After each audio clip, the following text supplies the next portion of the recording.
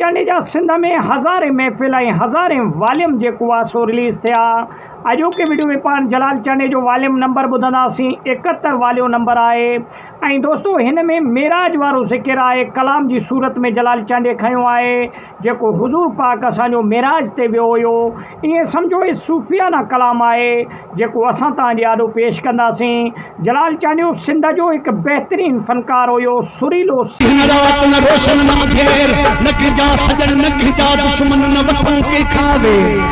वठे नालो असानो हो आहे केर अल्लाह बख्शिश अंधेर जो कुछ है तो सरवान फ़नकार हुयो। ऐं जलाल चांडियो सिंध जो शान हुयो। दोस्तों जलाल चांडे जा हज़ारनि जी तादाद में महफ़िल मौजूद आहिनि। ऐं जलाल चांडे जे हड़नि महफ़िलनि खे तमामु बहितरीनु सराहियो वियो सिंध में। ऐं तमामु घणा एवॉर्ड बि जलाल चांडे हासिलु कया पंहिंजी मर्दानगी ऐं पंहिंजे महिनत जे ज़रिए।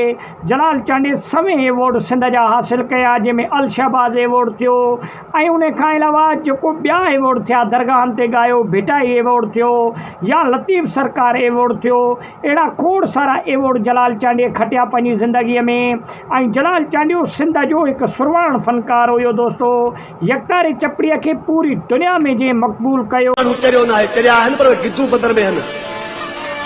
ही साइंसी दौर पियो हले एठो छा कीड़ी छा का आशिक़ पंहिंजे महबूब जॻह जी असांजे अॻियां कीड़ी आहे। उन शख़्स जो नालो जलाल चांडियो हुयो। जलाल चांडे खां अॻु में 1944-45 में यकतारे चपड़ीअ जो को नामो निशानी न हुयो। जॾहिं जलाल चांडियो 1975 में आयो त यकतारे चपड़ीअ खे वॾो मान ॾियारियो जलाल चांडे। हालांकि पहिरीं यकतारो चपड़ी दरगाहनि ते सिर्फ़ु ॻायो वेंदो हुयो, लेकिन उन खां पोइ जलाल चांडियो जीअं आयो त पूरी दुनिया में यकतारे चपड़ीअ खे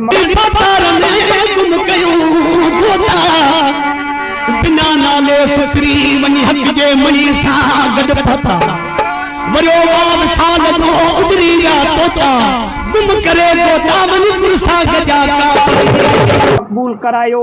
ऐं जलाल चांडियो बब्बर शेर वांगुरु जेको आहे सो ॻाईंदो हुयो। उन जा ॻाइण ऐं दोहिड़ा ऐं बेत तव्हां ॿुधंदव त तव्हां बि परेशान थी वेंदो ते जलाल चांडियो कीअं जेको पुराणियूं जेके बि शादियूं हुयूं उहे तमामु बहितरीनु सादगी वारियूं शादियूं हुयूं।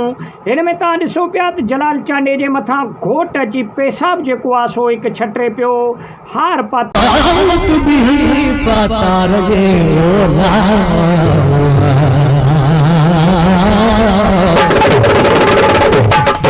गानो पातल ऐं दुनाली बंदूक उन खे कुल्हे में लॻल बिल्कुलु सादे तबियत जा माण्हू ऐं ॿाराड़ी जा महफ़िल थींदा हुया।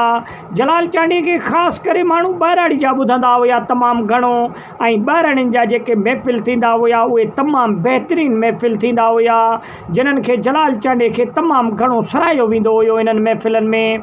ऐं जलाल चांडियो दिलि सां ॻाईंदो हुयो छाजे करे जो जलाल चांडे सां लखे माण्हू मोहबत कंदा हुया। ऐं जलाल चांडियो जॾहिं पिंडाल में पुॼंदो हुयो त जलाल चांडे जो ईअं इस्तक़बाल कंदा हुया माण्हू। नारा लॻी वेंदा हुया, सीटियूं लॻी वेंदियूं हुयूं। माण्हू हड़ई जलाल चांडे जे अचण खां पोइ उथी बीहंदा हुया उन जे इस्तक़बाल में। इहा अलाह ताला जलाल चांडे जी इज़त कई दोस्तों। ऐं जलाल चांडे पंहिंजे फ़न सां तमामु घणो सची नियत सां महिनत कई। ऐं जलाल चांडे पंहिंजे महिनत जे ज़रिए इहो इज़त बि हासिलु कई, शोहरत बि हासिलु कई, दौलत बि